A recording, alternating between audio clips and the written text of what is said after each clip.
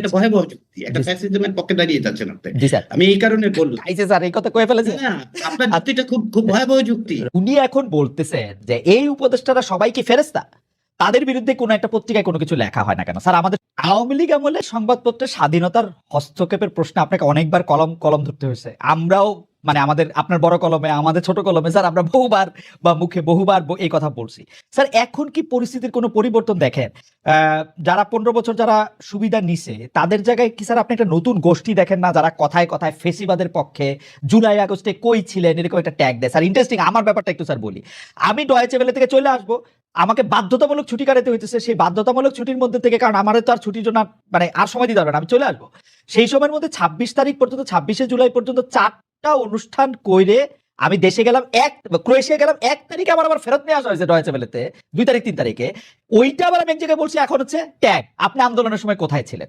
একটা প্রশ্ন করার জন্য 5টা ট্যাগ স্যার, এবং একই শেখ হাসিনা স্টাইলে। এটা সংবাদ মাধ্যমের ক্ষেত্রে স্যার আপনি জানেন, সংবাদ টেলিভিশনের মধ্যে ঢুইকা এই 5 জনের বাদ দিতে হবে, এই 10 জনের বাদ দিতে হবে, এই কথাও এখন আর বলা যাবে না। স্যার, এইটাকে স্যার আপনি কেমনে দেখেন স্যার? মানে এইটা কিরকম জায়গায় এটা যাচ্ছে স্যার বা ঘটতেছে? সব ঘটনায় ক্রিটিক্যাল হচ্ছে না, আমি ব্যক্তিগত বিষয়গুলোর মধ্যে যাবো, সেটা আপনার বা আমার জারি হোক।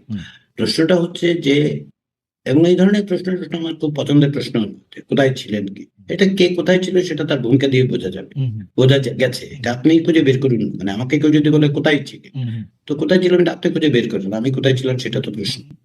প্রশ্নটা হচ্ছে যে আপনি যে পরিস্থিতির কথা বলছেন, সেই পরিস্থিতিটা হচ্ছে যে বিভিন্ন রকম অপ্রীতিকর ঘটনাগুলো ঘটছে, যেগুলো স্বাধীন সাংবাদিকতার জন্য হুমকি হয়ে উঠছে, তাই তো? তো সেটা উদ্বেগজনক। আবার একটা ইতিবাচক দিক আছে, এই যে আমি বলে ফেলতে পারলাম, বাংলাদেশের মধ্যে মানুষ বলতে পারছে যে এই পরিস্থিতি হচ্ছে। 2 বছর আগে তো সেটা বলা যেত না স্যার, আমরা তো বলছি স্যার। স্যার, এই 2 বছর আগে বলা যাচ্ছে, এই কথা তো ঠিক না স্যার, আমরা তো বলছি। মানে স্যার, আপনার সামনে রেখে স্যার আমরা বলছি যে এই প্রধানমন্ত্রী সমালোচনা করতে হবে। এই প্রধানমন্ত্রী কি সমালোচনা উঠবে নাকি? 100 বার বলছি স্যার, একবার আপনি কোথায় বলেছেন? আপনি কোথায় বলেছেন বলতে আমি আপনার কথা বলছি না, বাংলাদেশের সংবাদ গণমাধ্যমগুলো সেই ভূমিকা পালন করেছে আপনি বলছেন। স্যার আপনি দেখেন, আমি ইয়ার জন্য বলি স্যার, রূপপুরে যে বালিশের এত বড় একটা অন্যায় হয়েছে, সোনার মধ্যে যে স্যার এত বড় খাদ হয়েছে স্যার, আমরা এই সরকারের অন্যায় যা কিছু জানি 5 আগস্ট আগে, গণমাধ্যম থেকেই জানি স্যার। গণমাধ্যম শেখ হাসিনার কাছে গিয়া তার দায়িত্ব পালন করে নাই, কিছু কেউ করে নাই, কিন্তু কেউ তো স্যার করছেই। এই ঢালা অভিযোগ তো দেওয়া যাবে না যে গণমাধ্যম কিছু করে নাই।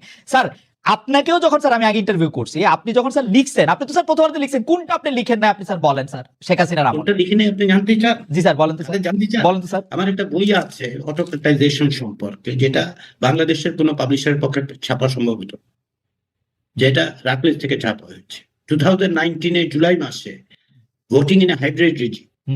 জি স্যার, যেটা আপনার বেলগ্রেড থেকে বেরিয়েছে। আপনার কি মনে হয় ঢাকার কোনো পাবলিশার সেটা ছাপতে পারছে? স্যার, আপনি তো কলামে লিখছেন, আমরা যখন জিজ্ঞেস করছি আপনি তো বলছেন। হ্যাঁ, যতটুকু বলেছি। আপনি বলেন যে ফরেন অ্যাফেয়ার্স আমি লিখতে পেরেছি যে মানে কোয়াইট স্লাইড অটোক্রেসি, তাই তো? আপনি বলেন তো আমাকে, ডেইলি স্টার বলেন, সান বলেন, অমুক বলেন, তমুক বলেন, ছাপতে পারতেন? আমি পারিনি। আপনারা পেরে থাকতে পারেন, আমি পারি নাই। আমাকে ফরেন অ্যাফেয়ার্সে লিখতে হয়েছে, আমাকে ডিপ্লোম্যাটে জানুয়ারি মাসে লিখে দেখাতে হয়েছে যে ওয়েপনাইজেশন অফ জুডিশিয়ারি কিভাবে ওয়েপনাইজ করা হয়েছে। এই যে আপনি বলছেন যে সবই আপনারা বলতে পারতেন, আপনারা না, সবই না সব ঘটনা হচ্ছে। শেষ করতে দেন। আপনি যে যুক্তিটা দাঁড় করেছেন এটা ভয়াবহ যুক্তি, একটা ফ্যাসিজমের পক্ষে দাঁড়িয়ে যাচ্ছেন আপনি। আমি এই কারণে বললাম। এই যে স্যার এই কথা কয়ে ফেলেছে। না, আপনার যুক্তিটা খুব খুব ভয়াবহ যুক্তি, খুব ভয়াবহ যুক্তি। আপনি ডিফেন্ড করতে গিয়ে যা করছেন সেটা খুব খারাপ হচ্ছে। কারণ কি জানেন, আপনি আমাকে বলুন, বাংলাদেশে যখন নির্বাচন হয়েছে 2014 সালে, 18 সাল, 24 সাল, আপনি বলুন তো কয়টা সংবাদপত্র বলতে পেরেছে যে এটা কমপ্লিটলি একটা ইলিজিটিমেট গভর্নমেন্ট? আমাকে একটা উদাহরণ দিন। আপনি গত বছর অক্টোবর মাসে তৎকালীন প্রধানমন্ত্রী বলে পরিচিত যিনি ছিলেন, তার কোন ছবিটা ছাপান, কোন সংবাদপত্র তার ছবি প্রথম পাতা ছাপে না? বলুন তো, বলুন। রাইট স্যার, আমাকে বলতেছেন তো যে গণমাধ্যম ভূমিকা পালন করেছে। এবং শেষ করতে দিন, মোহাম্মদ সাজ্জাদুর রহমান মিলে বছর 3 আগে গণমাধ্যমের উপর মিডিয়া বলে স্টাডি করে দেখিয়েছি কিভাবে স্বার্থের কারণে সংশ্লিষ্ট হয়ে সংবাদপত্র গণমাধ্যমগুলো কি ভূমিকা পালন করছে। না স্যার, বুঝতে সেটা পেরেছেন? স্যার আপনি সেইটা ডেইলি কে স্টারের দুটো কলাম লেখাকে যদি আপনি গণমাধ্যমের স্বাধীনতা বলে বিবেচনা করেন, না স্যার, আমি গণমাধ্যমের স্বাধীনতা স্যার আমি গণমাধ্যমের স্বাধীনতা হিসেবে বিবেচনা করতেছি না স্যার। আমি আপনাকে আবার প্রশ্নটা বলি স্যার, আপনি আমাকে ওই ফেসিবাদের পক্ষে টকে বললে তো আমার ভয়াবহ অবস্থা।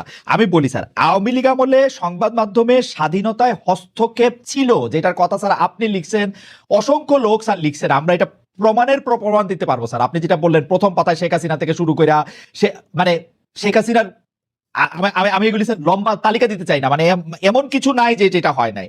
আমাদের প্রশ্ন স্যার, আপনি পরিস্থিতির পরিবর্তনটা দেখেন কিনা স্যার? আমি খুব আগ্রহ নিয়ে পরিবর্তন দেখতে পাই। জি স্যার। তার অর্থ এই নয় যে পরিবর্তন 180 ডিগ্রি হয়ে গেছে এবং সমস্ত রকম স্বাধীনতা প্রতিষ্ঠিত, আমি কিন্তু তা বলছি না। জি স্যার। কিন্তু পরিবর্তনটা দেখতে পাই যে যখন এই পরিস্থিতিগুলি তৈরি হয়েছে, আপনি বলুন যে এই যে এখন কিছুক্ষণ আগে বলুন কি গোয়েন্দা সংস্থার ভূমিকা নিয়ে কে যেন অভিযোগ করেছে, তো গোয়েন্দা সংস্থার ভূমিকাগুলো কি তখন ছিল না? ছিল তো, তাই তো? তখন কতটা বলতে পেরেছে দেশের মধ্যে, সেটা আপনাকে বিবেচনায় রাখতে হবে। গোয়েন্দা সংস্থার উদ্যোগে কোনো পত্রিকা দখলের ঘটনা ঘটে নাই, টেলিভিশন দখল আপনি কি তখন লিখতে পেরেছেন? আপনি পেরেছেন কিনা আমি জানি না। আপনি বলতে আমি বাংলাদেশের কোন গণমাধ্যম লিখতে পেরেছি যে ব্যাংকগুলো গোয়েন্দা সংস্থাদের দ্বারা ইসে হচ্ছে, বন্দুক শেখ হাসিনার স্যার আমার দুর্ভাগ্য যা শেখ হাসিনার আমলের সাথে যদি আমাদের এখন তুলনা করতে হয় তাহলে তো স্যার শুরু করেছেন। না না, আমি শুরু করিনি স্যার। আমি বলতে চাইছি যে স্যার না হয় স্যার, দাঁড়া শেখ হাসিনার আমলের সাথে তুলনা করলে এইটা আমি মানে এইটা আমার তোলে এই তুলনা যদি আমি শুরু করে থাকি, এই তুলনা আমি শুরু করে থাকলে সেটা আমি করতে চাই না। না খালেদ, আপনি যখন বললেন যে শেখ হাসিনার আমলে আমরা লিখতে পারিনি অমুক তমুক, আপনি কি পরিবর্তন দেখতে পান? এখনো তো এই অবস্থা হচ্ছে, এইটাই কম্পারিজন, অ্যানালজিটা হচ্ছে এই ক্ষেত্রে কম্পারিজনের জায়গায় গিয়ে দাঁড়িয়ে। স্যার আমি খালি এই জায়গাটা স্যার, এইটা আমার কাছে আফসোসের মতো লাগে যখন মতিউর রহমান চৌধুরী ভাই, মানবজমিনের সম্পাদক, তাকে আসলে শেখ হাসিনার শেষ সময় কোন টেলিভিশন তাকে, উনি একটা অনুষ্ঠান উপস্থাপনা করতেন স্যার, ওইটা তো উপস্থাপনা করতে দেয় হয় নাই, কোন টেলিভিশনে উনি আসলে যাইতে পারতেন না, মানে বাংলাদেশের টেলিভিশনগুলি। উনি এখন বলতেছেন যে এই উপদেষ্টারা সবাই কি ফেরেশতা, তাদের বিরুদ্ধে কোনো একটা পত্রিকায় কোনো কিছু লেখা হয় না কেন? স্যার আমাদের সময় শেষ, প্রোডিউসার বলতেছে সময় শেষ, এইটা নিয়ে স্যার আপনি একটা মন্তব্য শুনে আমরা শেষ করি আজকে স্যার। না, কেউই ফেরেশতা নয়, সেটা হতেই পারে। সমালোচনার জায়গাটা অবশ্যই থাকতে হবে। কেউ যদি সমালোচনার কথা ক্ষেত্রে বাধা দেয়, আমি তার প্রতিবাদ করি। আমি তো বলছি না যে পরিস্থিতি একেবারে সোনায় সোহাগায় পরিণত হয়েছে, বিভিন্ন রকম সমস্যা তো আছে এবং সংবাদপত্রগুলো, অকস্মাৎ গণমাধ্যমগুলো স্বাধীন হওয়া খুব সম্ভব বলে আমার মনে হয়। তার কারণ হচ্ছে মালিকানার কাঠামোটা তো রাতারাতি বদলে যায় নাই, তাই না? পলিটিক্যাল ইকোনমি অফ মিডিয়া তো আপনিও পড়েছেন, আমিও পড়ার চেষ্টা করি। তো ফলে এটা অকস্মাৎ হবে তার নয়। পরিস্থিতিটা যে এই যে সম্ভাবনাটা তৈরি হয়েছে, সেই সম্ভাবনার জায়গাটা কতটা বাস্তবায়িত হবে সেটা নির্ভর করবে যে এই রাজনৈতিক প্রক্রিয়াটা অব্যাহত রাখা যাচ্ছে কি যাচ্ছে না তার। Thank you so much sir. Professor Ali রিয়াজকে আমরা শুনছিলাম, সংবিধান সংস্কার এবং নানা প্রসঙ্গে তিনি কথা বলেছেন। প্রফেসর আলী রিয়াজ, আপনাকে অনেক ধন্যবাদ জানাতে চাই। আমাদের অনেক দর্শক আজকে আমাদের সাথে যুক্ত ছিলেন, মতামত পাঠিয়েছেন এবং আপনাকে দেখেছেন। আমরা নিশ্চয়ই আপনাকে আরো শুনবো, আরো